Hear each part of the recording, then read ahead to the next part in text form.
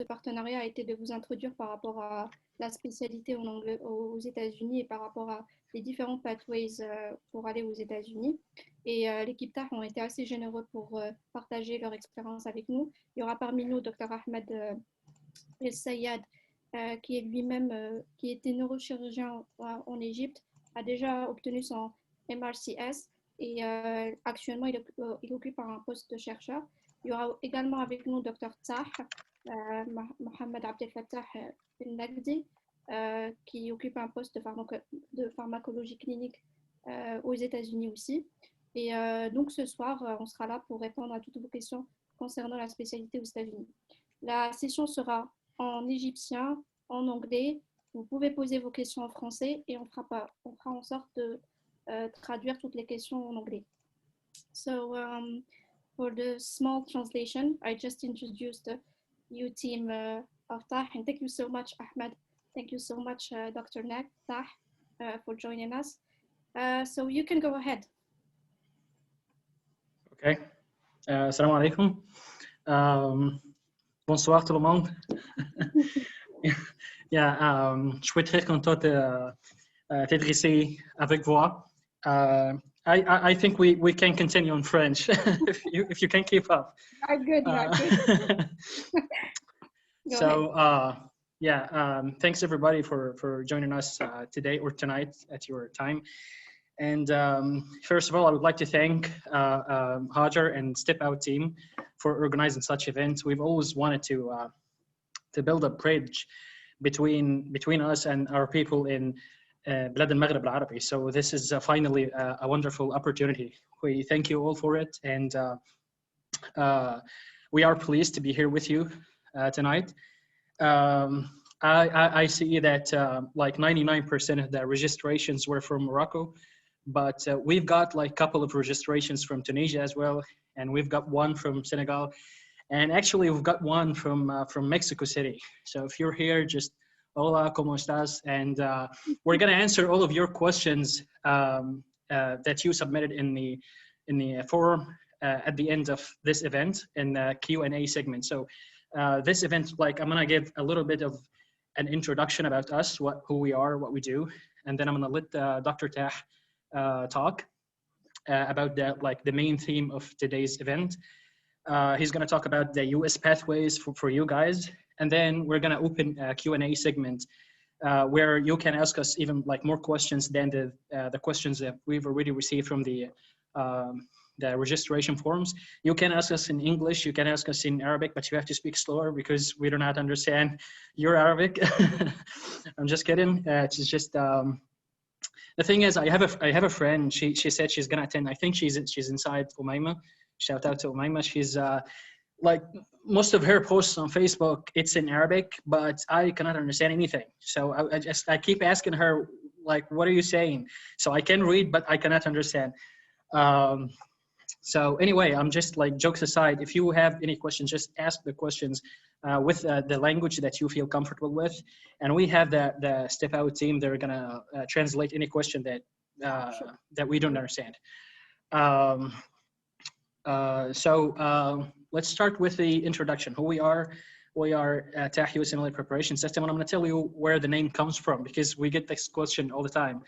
So Dr. Mohamed Abdel Fattah, he's going to join us like shortly. Dr. Mohamed Abdel Fattah, he's the one who founded the system, Ta7 USMLE preparation system over 10 years ago, and his name is Mohamed Abdel Fattah. So short of Abdel Fattah is Ta.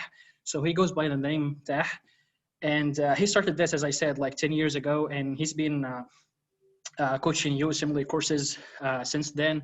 And I think that I believe that he's the first person to do this in Arabic and the first person to do it in our region.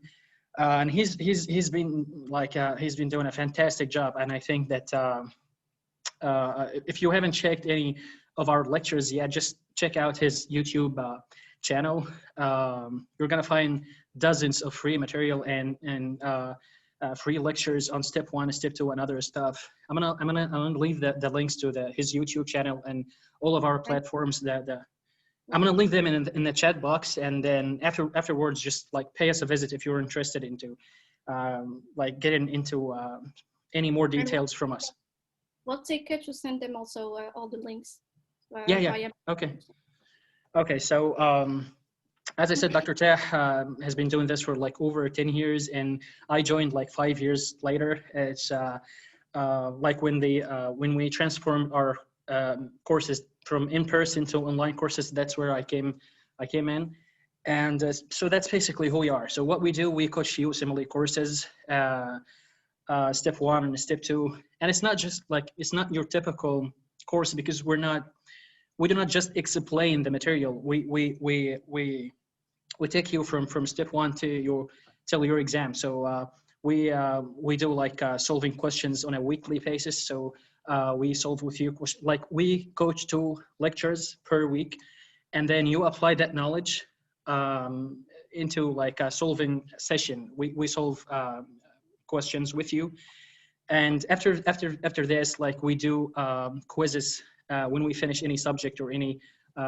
topic, and we do self-assessments. We also do revisions. We have a bunch of other services that if you are interested in, then again, just pay us a visit at like one of our platforms, either the website or our Facebook pages or anything. So that's basically who we are. We also have we provide clinical rotations through multiple companies. One of them is AMO.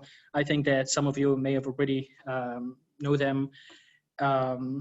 We have a bunch of other companies as well, and we also like sometimes we partner with Q banks so that we can give you like discounts and something. And actually, one of the Q banks that we partner with is Ambos, and Ambos actually they have a senior position occupied by a Moroccan guy. His name is Omar Sharqawi, and Omar Sharqawi he's a fantastic guy, and he was IFMSA president, I think 3 or 4 years ago. He's a fantastic guy. So again, I would like to thank you all for being with us. That's who we are in a nutshell. That's what we do. But just don't forget to subscribe to Dr. Ta's YouTube channel. He's gonna tell you that. Like, just don't forget to subscribe, the like, and he always likes to joke, but I hope he has few jokes in English, because he's accustomed to joking in Arabic. So that's who we are. I got 2 more things before I let Dr. Ta talk. The first thing is that because Dr. Ta doesn't like, he's an academic person, he doesn't like to talk about the the courses stuff. So I'm a business guy, so that's my job tonight. So the first thing is that we're offering each and every one of you like a $50 off any of our courses, and we are going to send you the coupon and the details in an email after this event. And the second thing is that we offer we make a special offer to our younger students. I think that you have a 6-year medical training program as well, right? You have your medical schools are 6 years, right? No, actually, we have internship. I guess for you. So 7 years. Yeah, 7 years. Okay, no problem. I'm just like the offer that we do is like for mid 1, mid 2, mid 3. We give them like 2 cycles, like the whole course twice for the price of just 1 cycle. That is discounted on top of the $50 discount that I just mentioned. So that's the 2 things. Right now, just I'm gonna be with you till the end of this event, and if you have any questions regarding the courses, or if you have any questions regarding rotation or research and whatnot, I think that Dr. Ta is gonna cover most of the things. But if you have any questions, you can direct it to me or Dr. Ta. And again, I would like to thank you all for being with us, and I would like to thank you, Step Out, for this initiative. And Dr. Ta, if you're ready, he's ready. Just 1 second, because we're in the same place right now. Sure, take your time. Welcome. Hello. Hello.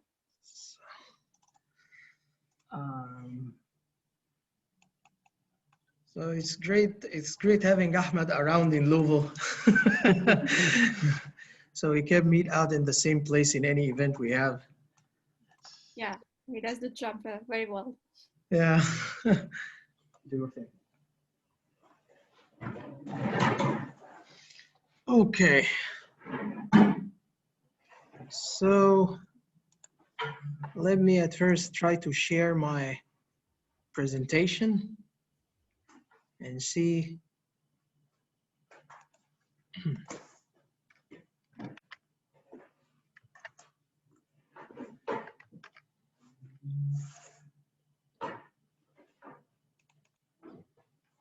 So just can everyone see the presentation on the screen? Yeah. We can see Okay, it. great.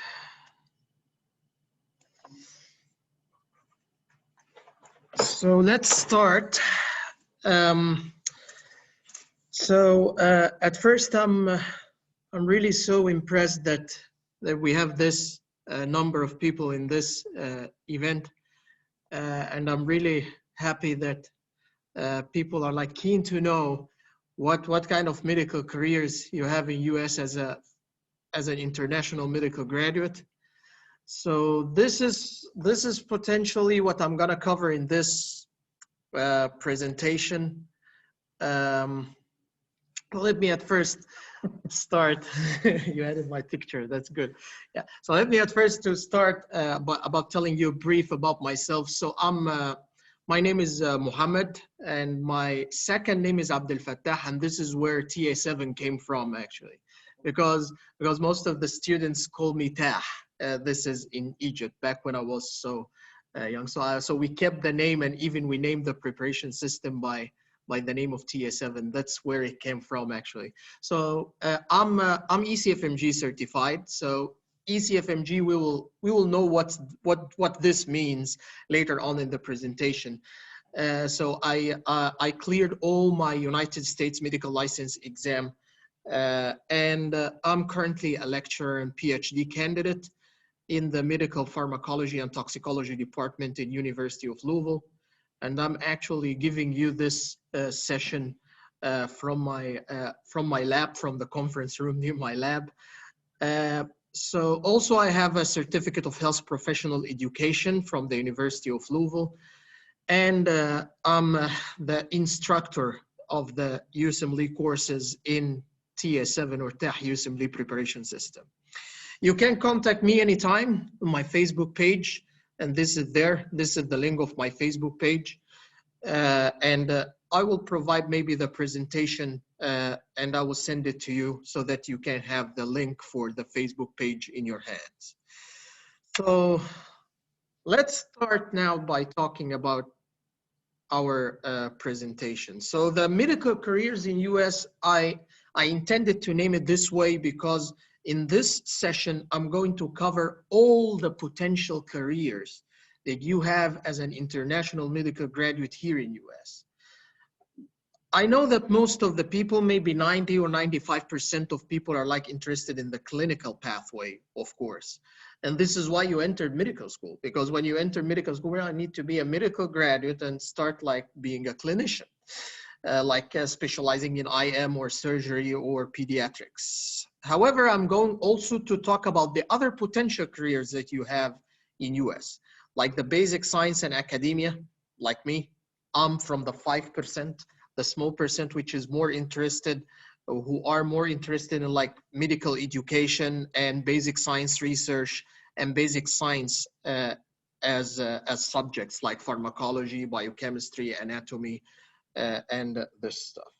And I'm going to also to cover the other potential careers other than the academic pathway and the clinical pathway. But let's first start by asking a simple question. So why US?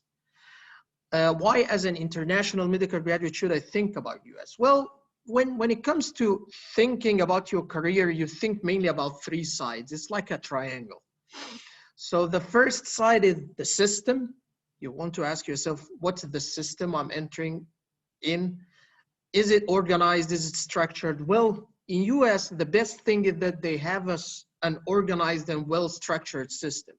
What I mean by organized and well-structured system is that when you do 1, 2, you will reach 3. Then you will have to do 4, 5 to reach 6. So they have clear criteria and they have clear requirement for everything.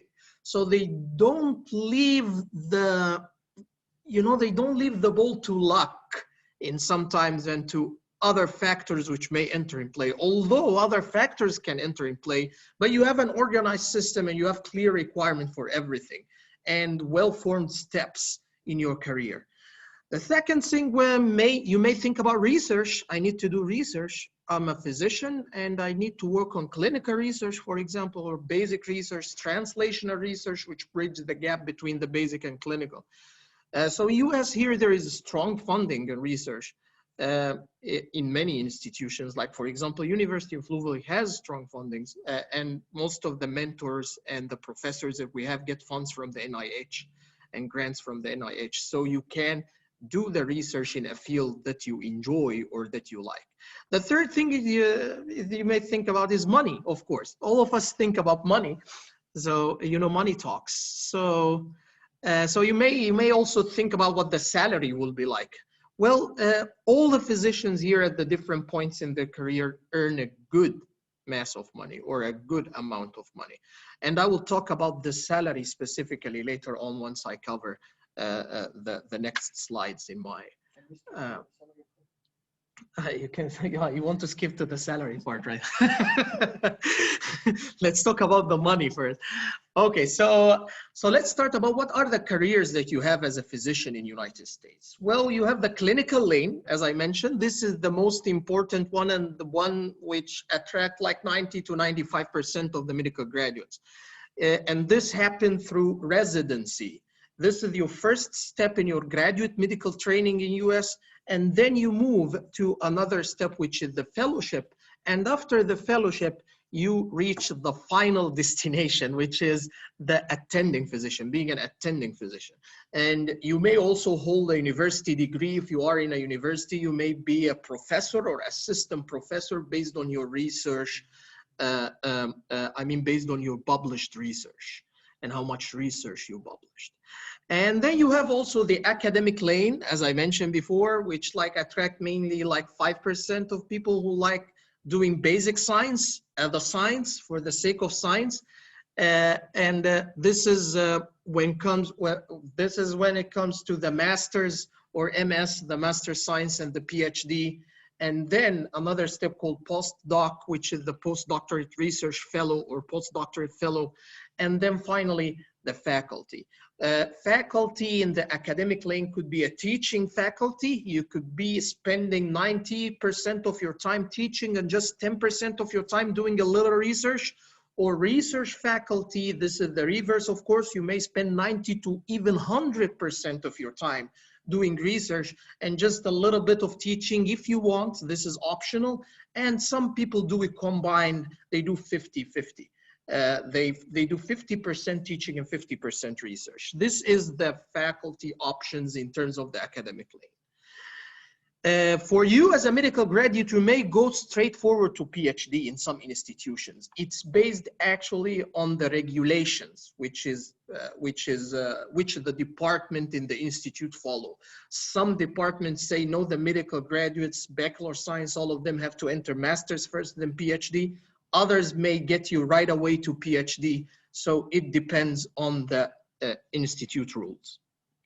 You have also something called the temporary research lane. What I mean by temporary research lane is that you enter research either as a visiting scholar or as a visiting scientist, or even as a postdoc fellow. But you are entering this research career temporarily to build your CV and increase your potential. Because an essential step in your application as a clinician in residency or fellowship is how many research you published. Although some people apply with zero research and actually they may get approved and they may get into residency and fellowship, however, your chance increase significantly if you have publication. So some people go to the, or some graduates go to the research lane temporarily to make a strong publication record and make a strong publication history, and then use that in their CV to apply for the clinical lane or to apply for residency and fellowship. Others, I'm not gonna cover these actually, because these should not be even your plan C or plan D. These are not common as a career. Just when people decide to go into a physician assistant job or a research technician job, they usually do this temporarily because they are staying here in United States and they need a source of income or a source of money. So they get this physician assistant jobs with their medical degree only. And some states require license, and some states like make different categories like physician assistant and just physician clerk or something like this. However, people take these jobs temporarily to earn some money until they get into the clinical lane. So let's go to the main event, the clinical lane requirements, which most of you, I think, interested in. So what do you need to get into residency and what do you need to get into fellowship? So, and is there a difference between resident and fellow? Okay, so residency is your first step. Fellowship is your second step. So you have to complete your residency in order to start fellowship. The thing is, sometimes people complete their residency outside United States or outside US, and they enter straight forward into the fellowship in the clinical lane.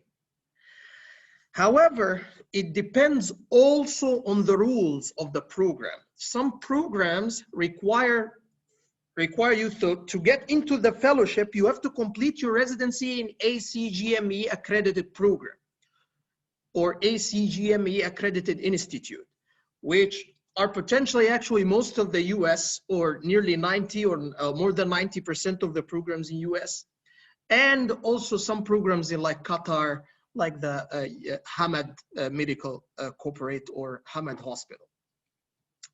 However, others, they are actually non-ACGME accredited programs, fellowship programs. They may accept graduates of any program or graduates of any medical school. I mean, so this means that you completed your residency even in non-ACGME accredited program, and you can enter in this fellowship program. However, let's go to the classic pathway. So the classic pathway starts with residency. For you to get into residency, you have to have this ECFMG certificate. And this stands for Education Commission of Foreign Medical Graduates. This is the institute in the US that you, as an international medical graduate, is dealing with. So you're dealing with the ECFMG, and they give you the certificate that you completed your USMLE exams, and hence you are eligible to apply for residency. I put a star here on the ECFMG certificate. This means that you cannot ever apply for residency without having the ECFMG certificate. However, there are some things that I put as an addition. It doesn't have a star, but it counts towards your CV, which is the USMLE Step 3. Actually, the USMLE Step 3 exam is an exam which is completed by residents while they are completing the residency. However, if you as a residency applicant, you completed this exam before even starting residency, this would be a peace of mind for the program director. He's saying, well, I'm having a resident who completed his Step 3 exam. He's done with his exam, so he will just focus on the clinical work. So this could be a positive thing in your CV to complete your Step 3 exam even before application for residency. Also, publications count, as I mentioned, green card, or having a US citizenship counts, of course, because some small programs are actually not eligible to give visas. And you as a green card holder and a citizenship holder, you are applicable to apply even for these small programs, so your chance increase because you are widening your surface area. So for the fellowship, you need also the ECFMG certificate if you're planning to apply for fellowship. And you need the USMLE Step 3 exam here. So it's strict requirement for a fellow to have a Step 3 exam done because he needs to have what we call state license. You need to apply for the license to practice medicine in the state where the fellowship program is in. And for the application to the state license, you need Step 3 exam. And also for the fellowship, you need the residency training certificate. The residency training certificate is the certificate that you completed your residency, either in ACGMG accredited program or non-accredited. This also makes the difference. Publication also count, and green card and citizenship count. And then attending physician is when you have your state license, completed your residency, subspecialized as a fellow, and then you are now ready to become an attending physician who just follow the residents and tell them what they do. And this is your last step. Of course, for you to become an attending physician, you have to be board certified in your specialty. This means that if you had an internal medicine, you need to pass the internal medicine board exam. If you had a pediatric residency, you need to apply to pass the pediatric board exam. So this is the attending physician. So, okay, so wow. So I decided to go for it. I need to get this ECFMG certificate. So let's go. So let's start. We have 3 exams. One of them got canceled. So now they are total 2. So previously we had 3 exams. We had the United States Medical License Exam Step 1. And we had the United States Medical License Exam Step 2 Clinical Knowledge, CK. And we had Step 2 CS, which is the clinical skills. However, this clinical skills exam got canceled and it was replaced temporarily by OET exam, which is an English exam, and communication skills questions. These communication skills questions, they mentioned that they will add it to the CK exam and add it to the Step 1 exam. And that's it. Step 2 CS is on hold, it's canceled. And they mentioned that even if they are planning to bring it back in the next couple of years, they will bring it back in a different formulation. It could be like online exam or online based exam. You don't have to come to US and just deal directly with patients. Okay, so this is the USMLE Step 1 exam is the one which deals with your basic science or the basic knowledge. This is actually the hardest part, which has your biochemistry stuff, the Krebs cycle, you know, the glycolysis and the pathways, the microbiology, the staph, the strep, the cocci, the bacilli. So ooh, it's like, oh, I left this stuff since like forever.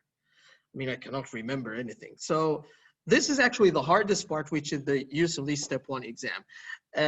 So it has like anatomy, physiology, pharmacology, pathology, and microbiology, of course, included parasitology inside the microbiology, and then the big pathology part. And then comes the small subjects like the immunology, the genetics, and the behavioral science. Behavioral science includes psychiatry, psychology, and epidemiology and statistics. This is actually a computer-based exam, so you can take it in your country. You don't have to travel to US to take this exam. And the certified center in our Middle East region, I mean in Egypt and most of the Middle East region, is the IMGs Center. And this is a computer-based exam. You have 7 blocks. Okay. So what's meant by a block? A block means a bunch of questions. Each block is around 40 questions each. All the questions are multiple choice questions, case scenario based. What I mean is like 55-year-old man come to the emergency room complaining of blah, blah, blah, blah, blah, blah, blah. Oh, okay, this is the diagnosis here is like, I suspect that this is a myocardial infarction patient. So the artery occluded in this condition originate from which of the following one? Or supply which of the following parts in the heart? So it's like at the end, the question is in like a basic science fact related to the diagnosis that you make out of the case scenario. Hold the 7 blocks, each block takes an hour. What? 7 blocks, each block an hour. So this is 7 hours? Yes, 7 hours. And you have an hour break that you can take like as a whole, or you can like split it over the blocks. You can take like 5 minutes between each block or like 20 minutes. For me, I used to take 2 and then take 20 minutes, 2 blocks and take 20 minutes, 2 blocks and take 20 minutes, and 1 block and I go home like this. Feel like you are mentally blocked. So it happens in the IMGs. So how to prepare for the Step 1 exam? That's how we can help you out in our preparation system. However, I have like, in case you are interested, you can go to my YouTube channel.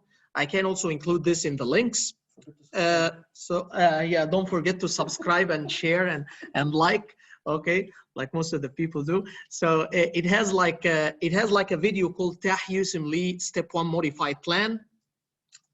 And you can use this video to make it as a guide in your step 1 preparation, or you can enter the preparation system with us. I'll be more than happy to help you out.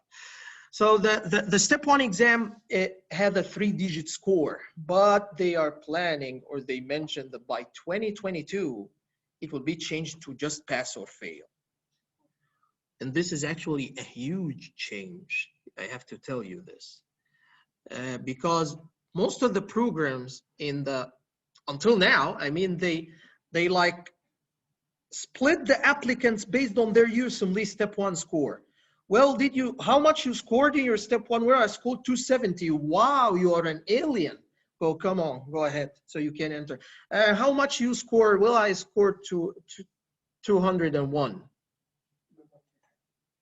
Just, look at this door, take it out, go out, okay? And I have the ticket for you. I reserved the ticket for you. You can go back to your country. Okay, so that's how they used to like classify the applicants. The main factor was the USMLE step 1 exam.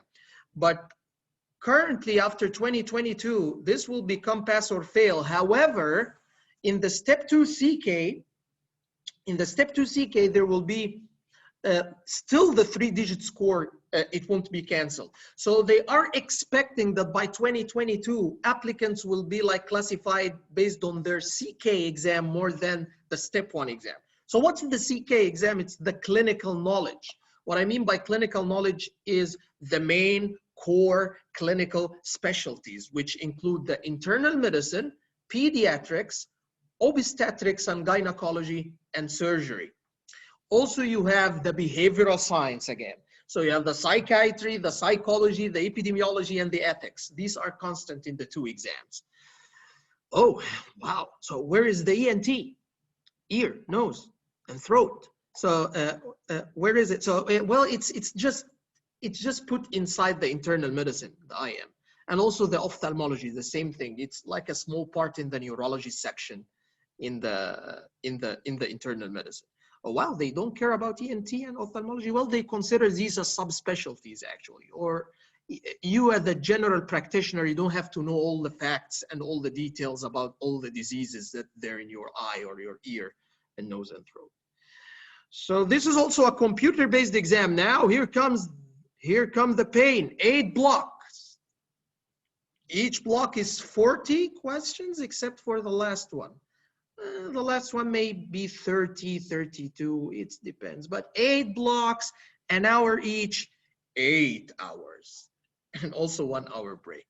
Oh, 9 hours? Yes, you will enter the center with the sunrise and you will leave the center with the sunset. I can tell you this. And when you leave, you have to have someone to drive you home. I can assert this. I mean, this also is happening in the Middle East, and it's also a computer-based exam. 3-digit score, as we mentioned. What do you mean by 3-digit score? Tell me more about that. Well, it's like 200,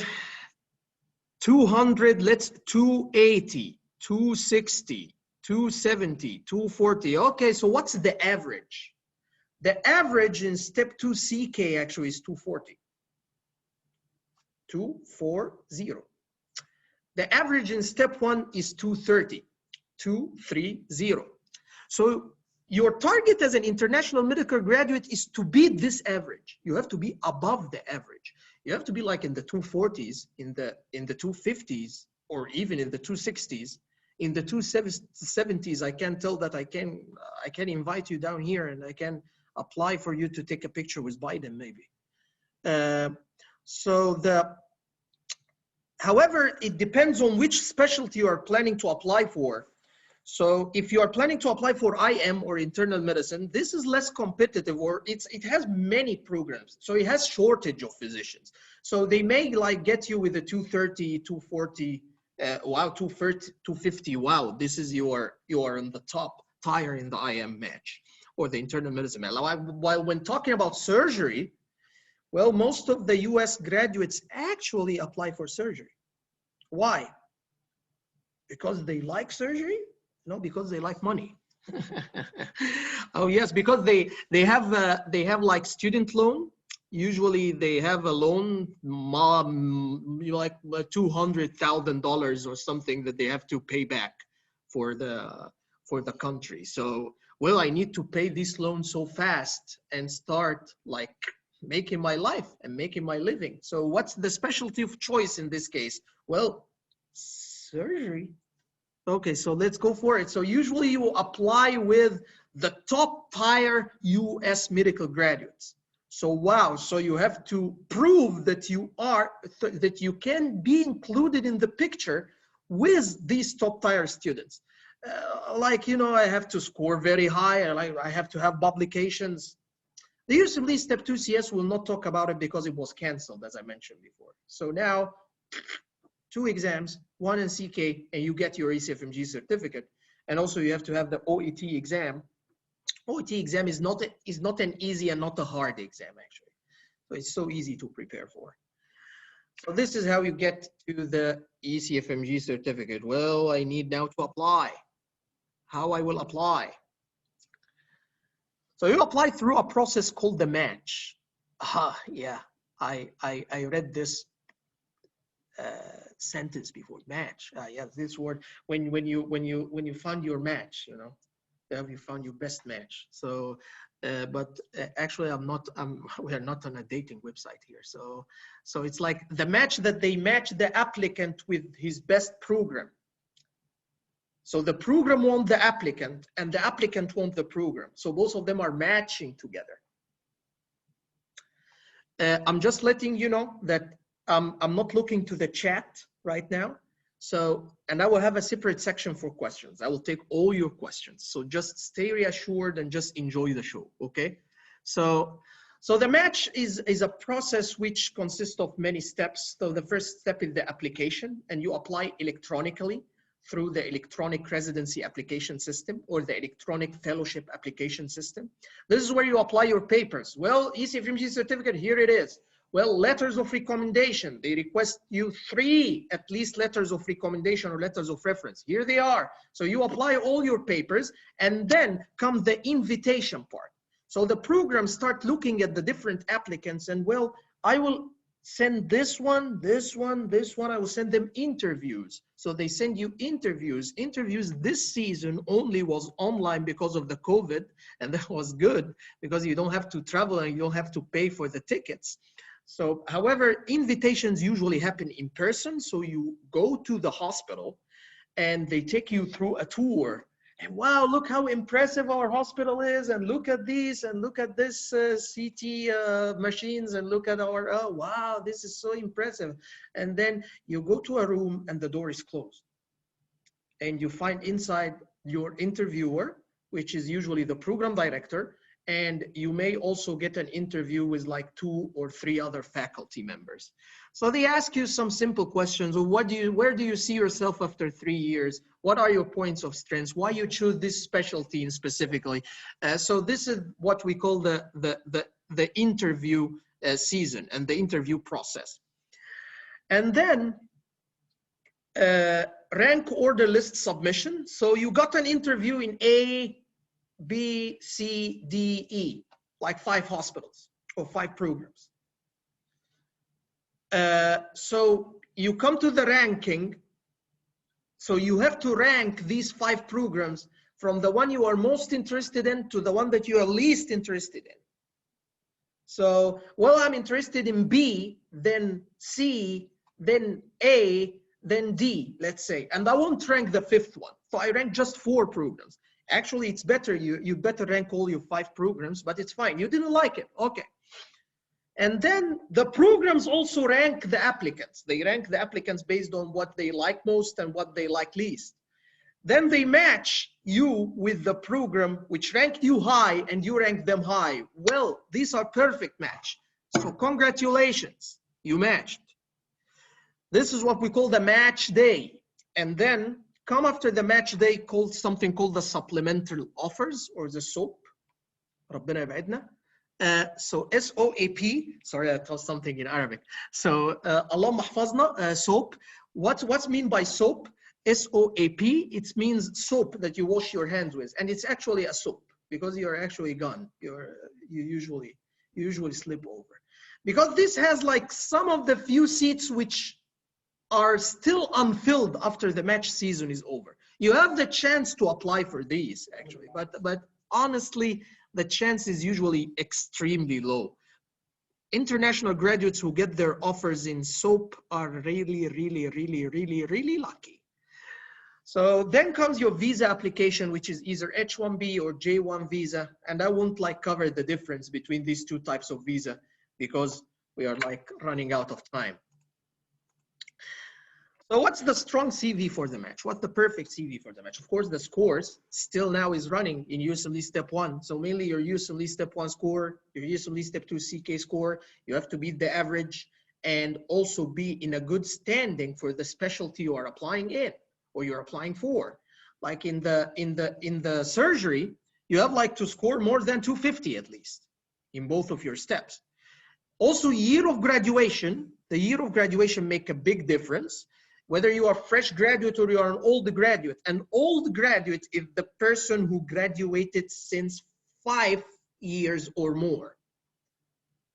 5 years or more. Some programs say 7 years, but most of the programs counted 5. So if you graduated more than 5 years ago, you are considered old graduate. You'd better be fresh graduate in the match. That's why the sooner, the better. Research publications play a role. US clinical experience, and that's how we help you in our preparation system. We help you get US clinical experience.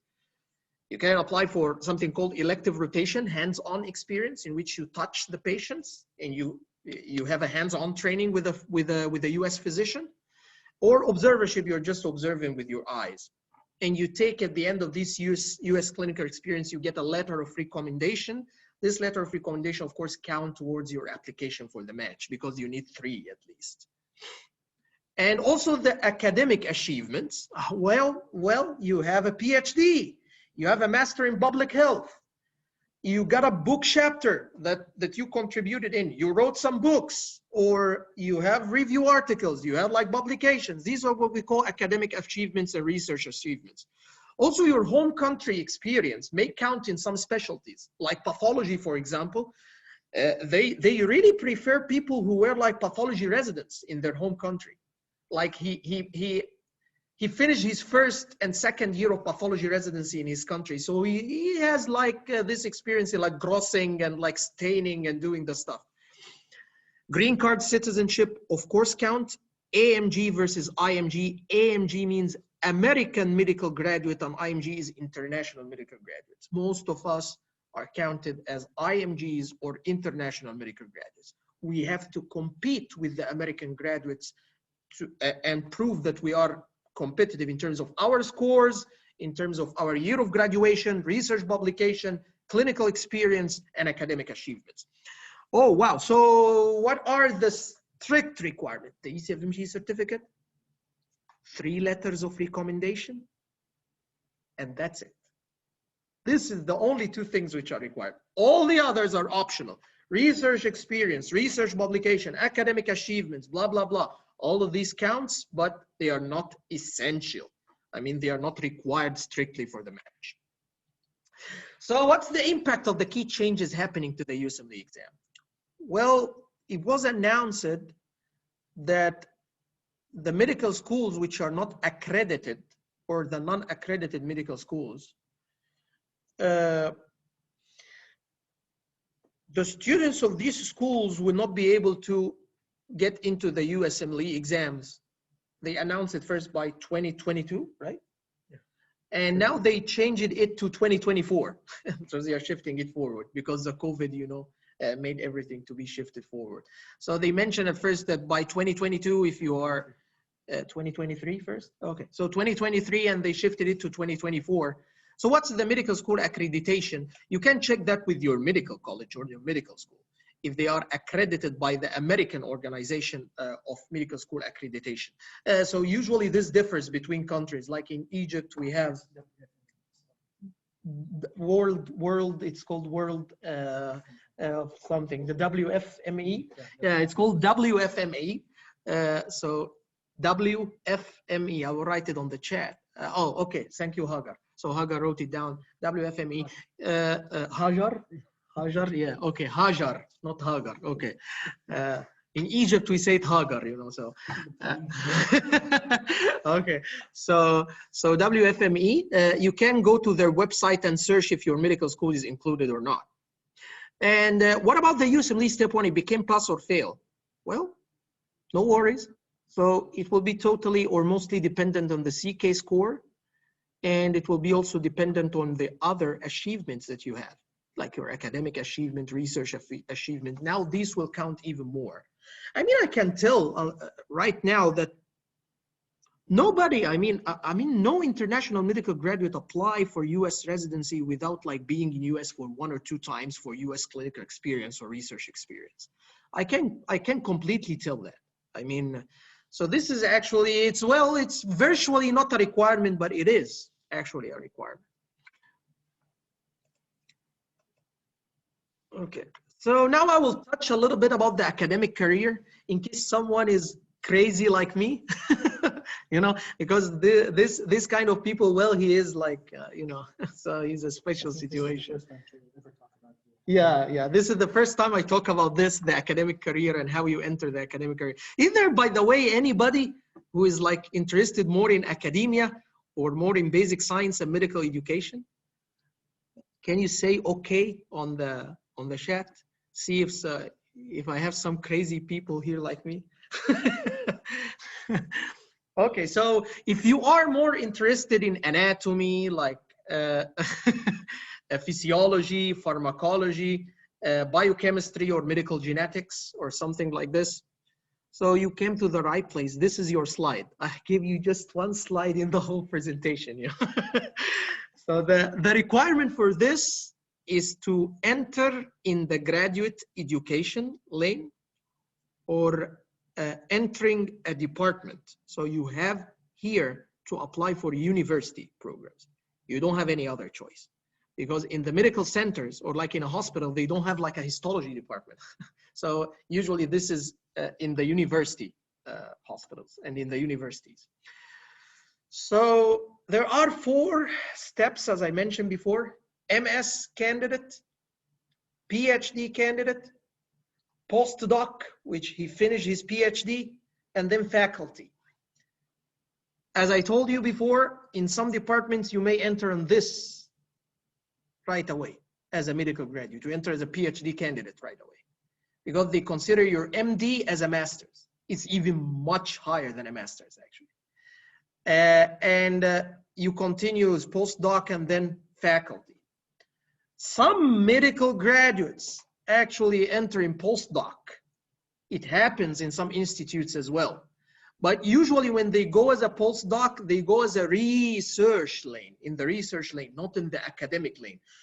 So this means that if the academia is your long-term career plan, definitely you have to hold a PhD degree. No choice. Even if you have an MD, you have to have a PhD with your MD, because this not only increases your chances of like becoming a teaching faculty or becoming a research faculty, even increase your chances to apply for grants or apply for research grants and get like a big funding for research so that all the institutes in US may like be like, oh, we need you here, we need you there. So this is how it goes. So you either enter as a master candidate or a PhD candidate. So how can I start this? You don't need USMLE exams. Guess what? You need an exam called the GRE exam. An exam which have a lot of math, I think, right? I didn't make this exam. Oh, so how come you are in the academic lane now? Well, I'm in the academic lane because I have the USMLE. Oh, really? Yeah, some departments have their policy that if you have USMLE exam, you get waived for the GRE. You get even waived for the TOEFL. You don't need any English exam. You don't need any GRE exam. So the GRE exam, actually, it has some math. It has some English stuff in it. It has some critical thinking questions. Well, if you have this and I give you that, so how you will deal with it? You know, this kind of like questions, you know. So this doesn't have that much biology or just that much like medicine in this exam. So the GRE exam and the TOEFL exam, and you may have USMLE Step 1 and 2 CK. These are alternatives in some department, and this is how I personally got into the academic lane, and now I'm a lecturer and I'm currently in the PhD candidacy. So you get a master's and then PhD postdoc faculty. So how can we compare the academic career versus clinical career? Why you all laugh? You know, he's laughing because he knows that there is no point of comparing or no point of comparison exists between the academic lane and clinical lane. So the thing is, money-wise, clinical lane is far, far, far above the academic lane. Wow, really? Yes. However, some, I mean, rare or extremely rare academicians get money more than clinicians. Okay, and you can find a name or two in each university, which, you know, they call them distinguished research scholars. Oh, wow, so he had a lot of research grants going and have a lot of research projects going. So he's like, wow, he's a very, very strong faculty. Are you? No, I'm still a PhD candidate. You know, I'm still so young for a faculty. Let's hope. I mean, one day I become like this, and I would then get you all here, and we may like have a a lab all together. You know, so this is. Are they usually physician scientists?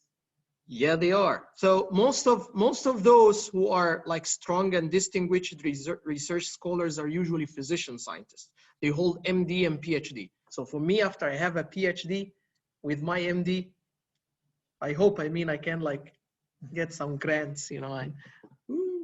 Okay, so this is in terms of payment. But in terms of payment, if you take like the 50th percentile or the average, well, the average pay for the clinician is far, far higher than the academician. And that's why most of the medical graduates usually think about this. Oh, I'm looking at this because I'm looking at money. I mean, the academic is usually reserved here in US for the graduates of science, those who hold Bachelor of Science. Or immigrants sometimes, but I can tell you that like in our department, there are like 3 MDs only. 3 MDs only in the whole department, in the pharmacology department. All of the remaining hold Bachelor of Science. However, those who hold an MD, of course, they are more prestigious and they are given like multiple tasks. Like for me, they give me lectures and I give lectures even before I get my PhD. So that's because I hold a medical degree. So you have also an advantage here in the academic lane. Tell you what, you know. So you have a big advantage here in the academic lane is that you have the visa and green card advantage. The green card is much easier to obtain through the academic lane rather than the clinical lane. This is a surprise, yes. Because you may hear by the end of your PhD, even before your PhD end, you have sufficient publications, you have sufficient contributions in research to apply for what we call the National Interest Green Card Program. The National Interest Program here in US, they have shortage in research and they have shortage in researchers. So if you prove by papers that you are in a strong university and you are in a strong department and you have a strong research publications and academic achievements, they give you a green card. And this is much easier. You can like obtain your green card in 3 or 4 years. Well, in residency, you may go through residency and even complete your fellowship and you're still struggling to have a chance to apply for green card thereafter. So that's the main advantage that we have as an academician. Oh, sorry, I'm just trying to. So that's the main advantage that we have. But of course, money talks, I know. So for the research lane, as I told you, you need just to be you have a medical degree. The research lane, now I'm coming to the temporary one, the one that you come temporarily to enhance your CV or increase your potential. Well, you require just a PI. If I'm a faculty, let's say, wow, and I'm a distinguished research scholar, I have big amount of grants and I have big amount of money, I'm rich. And then let's say Dr. Mariam, Dr. Mariam sent me an email. Well, I'm a medical graduate and I graduated back in like 2019 or 2020. I'm a fresh graduate and I'm interested in US pathway and I'm interested in research and I saw your publications, blah, blah, blah, and I'm so interested to contribute in the research. Well, okay, Mariam, let's have a meeting. And we get like a meeting, online meeting, and well, oh, okay, she looks promising. Okay, great. So, so okay, I can let Mariam come as a postdoc or as a research assistant under my grant. So I'm paying her. However, most of the cases, I'll tell Mariam you will come as a volunteer, so you won't get any money for like 6 months until I'm sure that she's learning. She's acquiring the lab work and she's getting into the lab environment and she's truly talented. And then after like 6 months, I start giving her salary out of my grant, okay? So this is what I mean by paid versus volunteer. Most of the people usually come as a volunteer, except if you have like, wow, you have a big career in research and you are actually a lab person. So you can come to my lab and I can get benefit from you right away. Here, money equal benefit. I have to get benefit to give you money. That's how it goes here. Okay, so research lane versus academic lane versus clinical lane. I'm sure that you all now understand the difference. Academic lane means that you are taking academia as your career. However, research, you are entering research temporarily to shift to the clinical lane. So how to apply for research lane? I said contact faculty, interview, visa sponsorship, start your work right away. Last slide before I take your questions. Sorry, I think I overtime. Really? 1 hour? Wow, look. Less than 1 hour, so that's good. Okay, so tips and take-home messages. We got this question. I know this have I usually address this kind of questions in this slide. So why I should enter in US? What is the difference between US and UK? And what's the difference between UK and Germany? And what's the difference between Germany and France? And what's the difference between France and Australia? And what's the difference between them and Morocco? Let's say. Okay, so I don't want you to enter in this dilemma. I mean, because this is like a vicious circle that most of the graduate students usually enter in, or once you graduate or you are in your internship year. I think they have internship year, right? Okay, so you are in the internship year. So you have this best friend, you know, this best friend, the best friend who tells you, oh, really? You're planning to apply for USMLE? Oh, that's a good idea. So why not UK? Why not Germany? Why not France? Why not Iceland? Why not New Zealand? Why not? He keeps like confusing you all the time. Well, I mean, for me,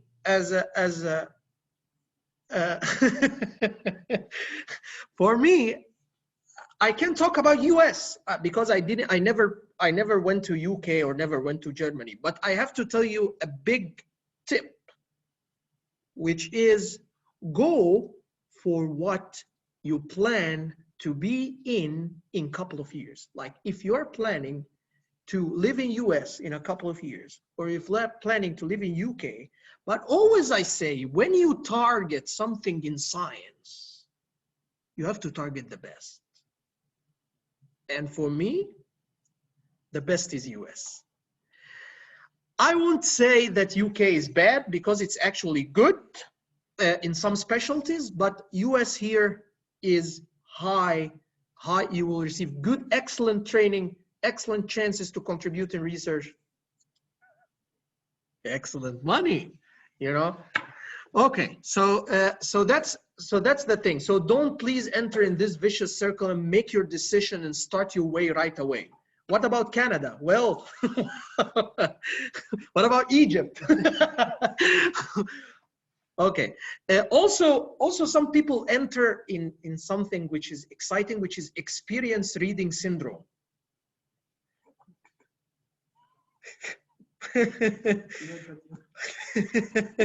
What I mean by experienced reading syndrome? Well, you meet him in the beginning of his internship year. How are you going? How's going? How are you going, man?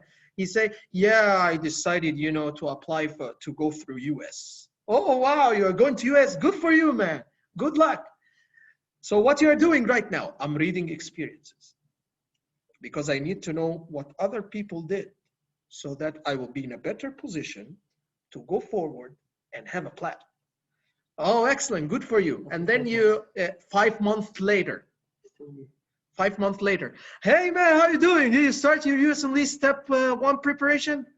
No, I'm still reading experiences, you know, because you have to read carefully and you have to see how many, what's the difference between different people who made different experiences, you know, so that I know what I'm planning to do. Should I like start right away and then get lost, you know?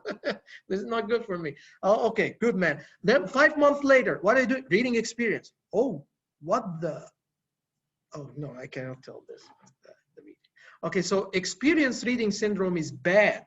Don't delay your start. Actually, all the experiences are like wandering around the same point.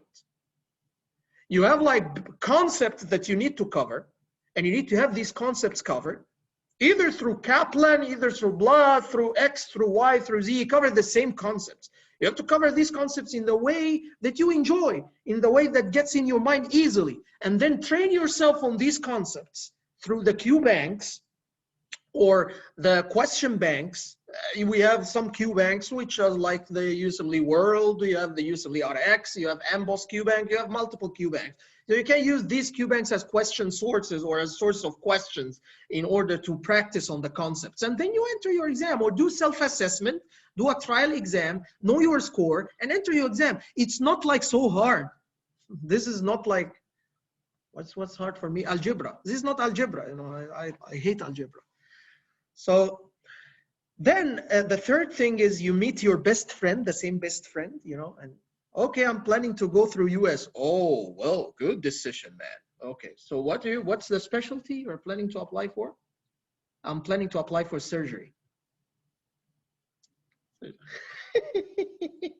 Surgery, man. That's a good joke. Excellent joke, man. Surgery, wow.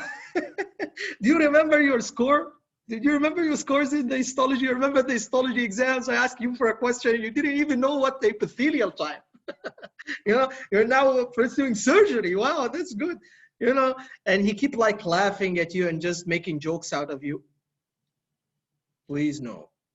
Go for what you prefer, even if it's competitive. You may have plan B, plans change, and you cannot really know what you are going to be in like 2 or 3 years, but still you have to go for what you aim for, even if your aim is so competitive. Have a plan and be flexible. Have a plan. This means that I'm going for surgery. Be flexible. If I see like there are signs that I got like attracted to, let's say I like surgery because of the hand skills. But now I have the chance to go through internal medicine and get into gastroenterology and the interventional part, the endoscopic part of the gastroenterology. I may have a fellowship in the endoscopic part. Well, this could be like an alternative plan to surgery. So that's what I mean by have a plan and be flexible. Start as soon as possible. Please don't follow your best friend advice because your best friend will tell you, well, okay, so what you're planning for? USMLE? Oh, come on, man. We are still in grade 3. We are still in the 3rd year. How come you have to have some clinical knowledge in hand? Oh, man, you're struggling with anatomy and we are struggling with microbiology. Oh, come on, take this shit out of your mind. I mean, don't follow this. Please start as soon as possible. The good point to start is since or from year 1. From year 1 you can start. Oh, but I don't have any like basics in my mind. Well, okay. Well, okay. So what? You are like saying that the medical college should help me to understand the USMLE fact. So why not the USMLE facts help you to understand the medical college? What's the difference? I mean, what's the Come point? to the course.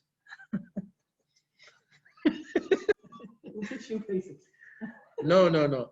I totally disrecommend my course actually. No, don't come to my course. So start as soon as possible and subscribe to the YouTube channel. Sorry, I like joking very much, so maybe some people will get like distracted, but just please don't care also about your medical school performance. If you are performing bad in your medical school, well, you are just passing or something. Don't worry. I mean, they don't care. They just care about how you score in your USMLE. And actually, I tell you what, I know many people who got matched and they repeated the physiology course twice in their medical school. Really, this is the case. And usually most of the people who get into the USMLE are those who are not performing well in the system of education in the Middle East. I mean, because they, I hate this way of education, you know, and the way of education which depend totally on like doing like this. Did you study? Did you study very well? Well, doctor, yes, I studied. You studied? Okay, so answer this question. Okay, and did you study? Oh, doctor, actually not well. Not well. Okay, so answer this question, please.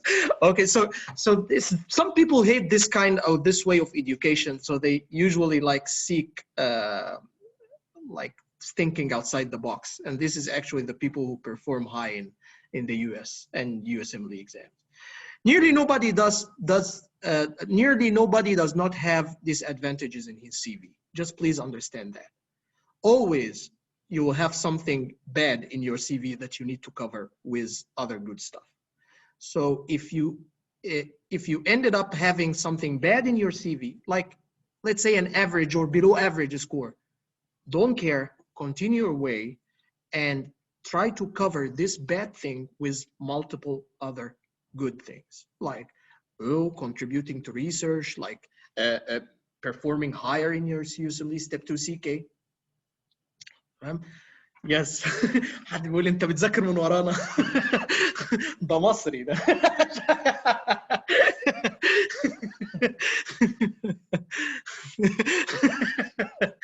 Okay, so that's it. I hope that you enjoyed the session with me, and I'm happy to answer any questions that you have.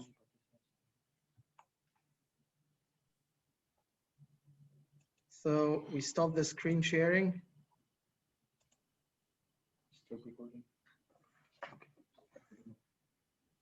So I should stop the recording, or should we record the questions? Okay. We're just guys, we're just gonna start with some of the questions that we received from the forums. So now we are in an interview. You just ask me the question and I will just respond. Okay. Okay, we gotta.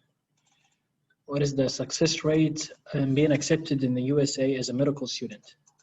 Oh yeah, so so he or she means the medical education. So starting. I'm not sure what you mean by this. Like, do you mean to be a medical student to study medicine here in the States, or as a medical student back in your country? I'm not sure. So basically, if you. I guess. Okay. I'm sorry, Ahmed, if I can interrupt, but I guess she's talking about the preparation in which she should be starting the preparation. Oh, okay, great. Okay, so she should be able to enter her USMLE, or he should be able to enter his USMLE Step 1 exam after he's done with his basic science years. I'm not sure how the medical education system is in Morocco. So some countries, they take the basic science in 3 years, others they take it in 2 years. So what's the system in your country? Yeah, I think she's asking about the success rate, but I think that like the US, they have like 30 to 40% of those who are here, they are IMGs, like international medical graduates. So 30 to 40% of all the doctors in the US are IMGs, are you guys, are us. So I hope that answers your question. You have something to add, Doctor? They can't hear you though. I mean, if you can just try to go closer to the mic or something. Okay. So I That's think let me increase the volume of the mic in case. all right. Okay. Now we can hear you. It's fine. Yes. Okay. Okay. But you can like bring this to the maximum. That's okay. Don't automatically adjust. Just beat it to the maximum. Okay. Okay, so in terms of the success rate, if I understand the question correctly, so I'm saying that 30 to 40% of all those who match are IMGs, are international medical graduates. 30 to 40%. So 30 to 40% of all the doctors in the US are IMGs. Are us? Are you guys? 30 to 40%. I hope this answers your question because I will try to go just faster with the questions to receive the questions that you have for us. So the pass or fail, I think we covered this question, and the electives and the rotations. Well, I'm going to answer this briefly.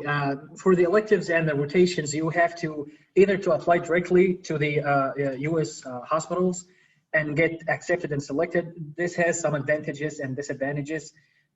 Or you could apply through third party like us or AMO or whatever.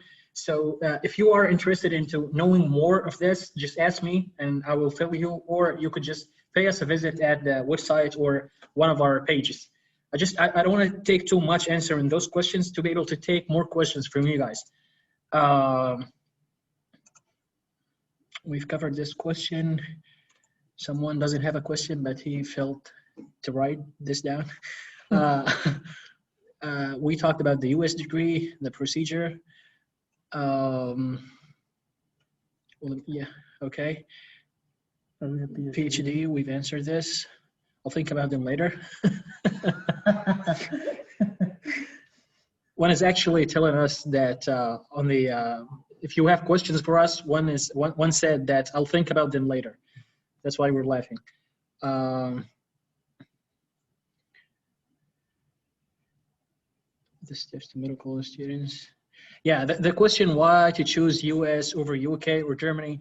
Like Dr. Ta likes to be like politically correct. He likes to be like, okay, the US, nobody pays like the US. So if you're looking for money, US pays the most. And nobody takes from you like US and takes from your life like US. That's a good point, but they also give you a lot of money in terms of, and that's it's the most capitalist country on earth right now. So in terms of the research facility, nobody like spends money on science or research as the US. The life in the UK, it's like they don't pay as much. So if your goal is to just, it's easier. Like the route to the UK, that's why everybody is going to the UK because it's easier. Like in 1 year you could be in the UK, but the US it's a lengthy pathway, and you have to pay a lot of money that you will collect in no time. German pathway, I think it's more appealing to you guys because I think that you are like you speak like 3 or 4 languages already, so I think that this is easy for you. You just learn German and then you go there. Ahmed, please, can you just go closer to the mic because people can't hear you? Okay. So why people are hearing me actually? So it's like it's a louder voice. So again, just as Dr. Dax said, just pick a lane and then go for it. Whether it's UK, Germany, or even Morocco, if you want to like stay in your country and serve your country, that's well and good. We're all trying to serve our countries. And just a disclaimer: this is not to encourage everyone here to go abroad and leave the country. It's really person dependent, and you gotta just go for a path. We need this disclaimer here. Yeah, I feel like we're gonna get you in trouble. Okay. Okay, great. No, please don't leave your country, man. Yeah. So I think we are ready right now to receive your questions. So if you have a question, just write them down in the chat box, or if you want to like ask questions like verbally, we can give you we can unmute you and you can ask. Let me go through some questions here. So many people are asking about the costs, the costs. Oh, okay, so as I said before, money talks always. So you pay before you get paid. So that's how it goes. So how much you pay to get paid? Okay, so I have to tell you that the amount of money usually change every year, and usually nothing goes down. You know, everything's going up. So, but according to the more recent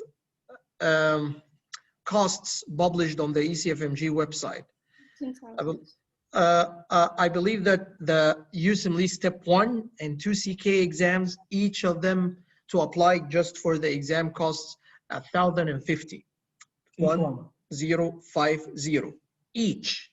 So this means you need 1,050 for Step 1, 1,050 for Step 2 CK. And you don't need a step CS? No, not 150, 1050. 1050. Okay, yes. 150, if that's 150, well, okay, so you can go for it. I mean, everybody can go for it. I mean, we hope that it's like 150 only, actually, of course. It's quite cheaper. It's quite cheaper for Americans to pay for the exams. We as IMGs, we pay a lot more. But so, they pay more for college, though. Yeah, they pay more for college. But the USMLE steps for the IMGs, it's like 700 or something. And it's for us, it's like $1,000.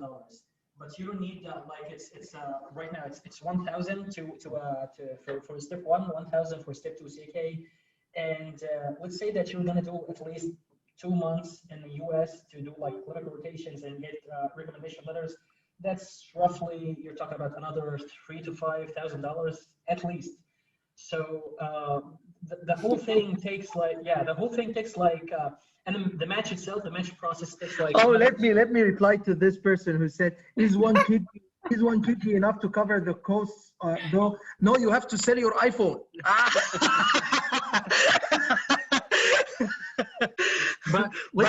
But tell you what, it's really not cheap. But I have to tell you guys that this money is not requested from you in one shot. So you usually like cover the money for Step 1, and then I will go for Step 2 CK, and then afterwards sometimes you get a research like or get something right here and get paid for it. That's how usually those who are having like money hardship usually think of. They usually think of getting here and start like getting paid to pay for the remaining steps for their journey. But it's of course harder for those who doesn't have much money.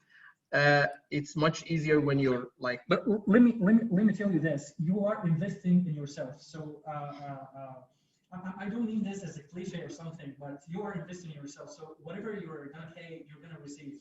I know that this is still. I'm not saying it's a cheap pathway. No, it's not. But like as they say, the higher the risk, the higher the gain. So and that's why the U.S. is still like they're paying. Get near to the mic.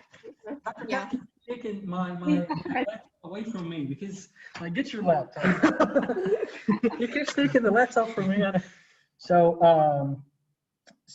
again, answering the costs again, it's like $1,000.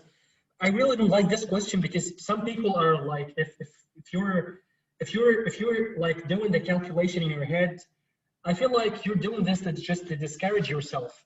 But like I'm gonna answer this I'm gonna give you the benefit of the doubt, and you're just asking to formulate a plan. But don't get discouraged. Like it takes like around let's say $10,000 the whole thing until you match. $10,000. Let me tell you this: that if you matched into any program, and as a resident, $10,000 is just like 2 months' salary. In just 2 months, you're gonna get. Let me just answer this question because what someone asked me how much I will get paid. Okay, so this is a good thing to let you know. So in residency, so during your residency, the average salary of a resident, even after you deduct the taxes. Even after you deduct the taxes and do all the tax deductions, hello, how's it going? Someone is like waving for me. So it's like Okay.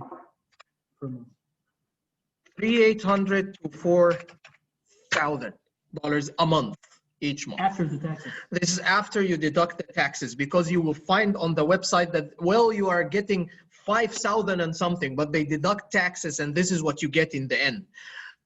So it's of course depend on which state you live in. Usually if you live in an expensive state, you may even pass the 4,000. You may have 4,100 or 4,200 because you are in expensive state. And this is for the resident. Now come for the fellow. The fellow usually earns between 5,000 and 6,000 because you are treated as PGY4 or PGY5. So you get even higher salary. So you get like a $5,000 or $6,000 a month, each month. And then when you get into the attending, this is the final step. This is when life smiles. Yeah. So this is like the end step. So the end step, you usually, it depends, of course, on which career you are in, which specialty you are in. But let's talk about the average. Let's talk about the IM or the internal medicine. So if you, let me tell you this, the lowest paid physician in the US, the lowest, okay, earns a year like 150K a year. 200. So 200. So it starts from 200K or 200,000 and may range up to more than $1 million. I mean, if you're a surgeon, I mean, if you are like, wow, if you are like a neurosurgeon or you are specialized, let's say in a spinal cord surgery, wow. So you are like the top notch. But let's say the average, so the average is like around 400,000 a year. 400,000 a year, if you split it like by 12 months, oh wow, I believe it will be like 20,000 or like 30,000 a month. I believe so. I'm not sure actually, but you can just calculate it right away. So it's like, wow, people like once they get into the attending physician position, they, as he said, life smiles. So that's why I'm telling you, don't get discouraged by the money that you have. It's like you're investing in something that you know that you're gonna collect what you paid for. Yeah, I mean, of course, you need to have those 10,000 at the start. I'm sure this. But even if you're gonna like take loans or take anything from your family or something, then it's worth it. That's what I'm saying. Some of the people say, wow, Moroccan residents take $350 a year. Man, you are rich. You're rich. You don't know how much Egyptian residents take. Like $200 a month or something. But don't leave Morocco, please. Don't leave Morocco. So we have another question. I'm not recording this, please. We have another question. Like we got this question over like I think 3 times. Like, how young can we start? If you mean like start preparing for the USMLE, like start studying for the USMLE, then as Dr. Ta7 said in his presentation, start as young as you can. But if you need to apply for residency, then you need to get your medical license first. Like just graduate from your medical school. Dr. Ta7 will take over with this. I need to charge the power. Yeah. I think we are almost done. So, however, I will take like a couple of more questions, and then if people want to send me on my page, you are more than welcome to send me any questions you would like. He said ECFMG certification doesn't expire. Yeah, it does not. It does not expire. But they are making some temporary pathways just for now until they find an alternative for the CS. For now, they mentioned that it expires like in 2 years, but this is in even 1 year. But this is for the people who did not take the USMLE Step 2 CS and going through the alternative pathways. But once they find a replacement for the Step 2 CS, the ECFMG certificate will last forever. I mean, that's something so temporary. But also, let me add on this. Like, if you did your USMLE steps, you're not gonna do your steps again. You just have to apply for the certificate. What this means, it's just something taboo, to take money out of you. So they're just like making you, if you don't match, like you're applying for the match. But if you don't match, just give them another like $900 to get the certificate again. It's the same papers. You're gonna apply with the same papers. It's just like Because they've canceled the CS. They're gonna have to take the money some other way, right? So yeah, this country runs on money. So they're not giving you discounts. So the CS went away. Yeah, they're gonna collect the money some other way. Excuse me, we have to stop at this point. So I know, I understand that some people still have questions, but I can reassure everybody that your question will be answered. Just go to my Facebook page, text me your question, and I will even reply by audio. I mean, I will reply by audio, so I won't just write down. I will reply by audio to your question, and I will. You will have your answer, and you will have everything covered. Okay, but just I have to go right now. He has to go to change on his cells, but I can take like one or two more questions if you can. Okay, you can go ahead. Dr. Ta7 has to leave because he has to and I change need on his cells. not only this, I need to take my kids to the tennis court. I need to play tennis with my kids. so I will see you all, and I enjoyed being with you, and I hope you enjoyed my my session. And merci beaucoup. You don't have accent. Je parle français très bien. And see you all, and Thank you so much. Thank you so much, Doctor. Thank you. Take over, Sayo. So I can take one or two more questions if you have. If you don't have any questions, we can just close the meeting. You know what? I'm gonna ask two questions I received in French. So people are asking about electives. Are they mandatory to get access to residency? You can have some choices even if you don't have US clinical experience. We go with this, and then I add the second question, okay? Okay, the clinical experience right now, it's yes, you have to have clinical experiences. Again, it's not a prerequisite to submit your papers, but you need 3 recommendation letters. But how are you gonna get 3 US-based recommendation letters, like from a physician inside the US, unless you come to the US to do some clinical rotation? So they're not saying that you have to do a clinical rotation, but they're saying you have to get a recommendation letter from the US, which means you have to do clinical rotation. So you have to do some clinical rotations, but some of you, like I got 3 recommendation letters in just 1 month. In just 1 month. So you could obtain more than 1 recommendation letter in just like 1 month. But the thing is, if you're applying for the US, it means that you're gonna spend some time here in the US before the match, like 2 months or 3 months. So most probably you're gonna do your rotations. Yeah. All right. And Mehdi was asking about fellowship in the US.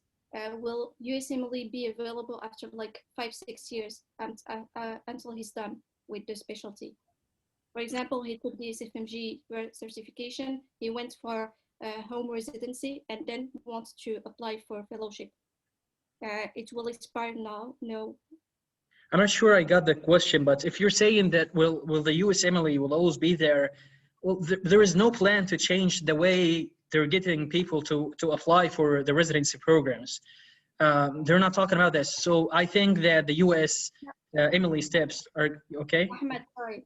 No, I think it's more about expiration of the USMLE step exams. If he takes the exams during his med school, would it be available after he finishes the home residency? Since the step exam. The expiration of the exams is like 7 years. Yeah. 7 years. But I don't think that anybody is gonna take their steps during the first year. You start studying during your first year of medical school, but I think that you're gonna do your exams at like 3rd year or 4th year or something. But let me tell you this, even after the USMLE step 1 goes pass or fail like next year, even after this, if you do your step 1, this opens a lot of doors for you, like in terms of clinical rotations, because some of the hospitals, they require step 1 examination. And if you have a step 1, you could apply for research. You could apply for more than university hospital. So if you want to come to the US, just start as soon as you can. The question, what if the step 2 CK also becomes pass or fail? Actually, they're planning to do this. Sooner or later, they will do this. So the CK will also go pass or fail. actually pass or fail, when the exam is pass or fail, it's easier for us to just pass, right? But the thing is, the road is not going to come any easier, right? Yeah. They just eased one part of the process, which is the examination, but you're going to be required to do some rotations even more. You're going to be required to do some publications, research work. Some people would prefer that than like studying for the steps and stressing over the scores. Some people do, like I don't. I personally think that the scores were better, but like we are outvoted. Like everyone that I meet, especially here in the US, especially American medical graduates, they all in favor for this exam going pass or fail because it's so stressful, and making it pass or fail, it's gonna be easier for them, right? And they already do publications, they already do like their clinical rotations, and that's why they don't need to stress over the scores. So I'm not saying that the scores going pass or fail, it's completely bad thing. No, it has advantages and it has disadvantages, right? So that's the answer. All right. Shall we take one last question and then we Okay. session? So I think I got a lot of questions about step 1 pass and fail, but I think we responded about how can we work more about on our CV since it's going to be pass and fail. And I think you answered because it's more about research now and clinical experience, right? Mm-hmm. So I guess we responded to all questions. I'm trying to find a question that we haven't answered. Okay, I'm gonna write down the links to our website and all of our pages. Just yeah, you're gonna find them in the chat box right now. Actually, I sent them in the chats prior, but for those yeah, I'm just sending them again because I think some people just entered the meeting later. So as you can see, that the first is our website. It's ta7usmle.com, ta7usmle.com. And then our Facebook page is Ta7 USMLE. This page is for our courses. And Ta7 US Electives, this one is for rotations, clinical rotations, and research. And if you have any questions regarding research or electives, just send them to the second page. And the third page is Dr. Ta7 USMLE. This is Dr. Ta7 personal page. So if you want to direct your question to Dr. Ta7 personally, that's the third page. And then this link, just copy this link. The first one after Dr. Ta7 USMLE page is a free list on YouTube for step 1. And then the other link is a free list for step 2 CK. So you can get all those just by paying us a visit at our website, ta7usmle.com. You'll find everything at our website. Okay. So I'm going to give you one last question for someone who says that, is it too late for 2022 residency match if we pass the last step by November 2021? And what is the deadline to have a complete application for 2022? Well, you apply for the match in September. So the applications for the match, they open in September and they close early October. But this year it was an exception because of the COVID situation. So they extended like 1 month. So the application was open for 2 months, September and October, right? I'm not sure if they're gonna do the same thing this year or not because we still have COVID. So yeah, it could be like just September. So they're gonna open the applications in September and they might also like extend the application for October as well. Okay. I'm going to take one last question, promise. Okay. But this is about 2024 accreditation because I know it's the case even in Egypt. But for most of med schools in Morocco, they will lose accreditation by 2024. And there are some universities in Morocco that didn't apply for WFME. So for those people who are enrolled in one university, you gotta check your uni if they are enrolled in WFME and go ask the deans. It's going to be a long process, but you got no. Let me tell you this. It's very easy process. You just need to tell your, It's a long process. you just need to tell your, like it's a simple checklist, right? So they just need to get out of their, like, get off their asses and just start doing the damn accreditation, because it's good for the university. Like the accreditation from the WFME, it's good for the university itself. I have something to add. I have something to add. You came back. It's good that I came on this question, but the thing that I'd like to add is that ECFMG said that if a student started his application for ECFMG certificate before 2024, he will be able to continue until the end of his ECFMG certificate and take his all his USMLE exam, even if his medical school lost the accreditation. So that's also another add. So I mean, most of those who are with us in the session at least will apply for ECFMG. If you are planning for US, you will at least apply for an ECFMG or apply for ECFMG certificate before 2024. I can tell that, but you may worry about the coming generations. That's what we may worry about. But the thing is, when it comes, I think when it comes, our people in the university will start like moving forward. But usually, all of the Middle East, usually they move late. They usually wait until things happen and then we start moving forward. So that's how it goes. So I believe for all of those who are in the session, I think you should like stay reassured regarding the 2024 issue. Okay, I think that this is like we're gonna have to close right now. It's really been a pleasure to be with you guys, and we are looking forward to doing this again. And if you have any questions, just reach out to our website or our pages, Facebook pages, or reach out to Stepout, and they're gonna guide you, right? Again, I would like to thank everybody for joining us today or tonight, and I would like to thank Stepout. Thank you, Hajar, personally, and yeah, just like good night and thank you. Have a wonderful day. Thank you so Nice. much, Ahmed. Thank Have you, a Dr. wonderful Ta7. day. I wear my face mask because I'm going down. Okay. Have a wonderful day. Thank you so much, and God bless you. See Thank you soon. you. Thank you. Thank you. Goodbye. Ciao.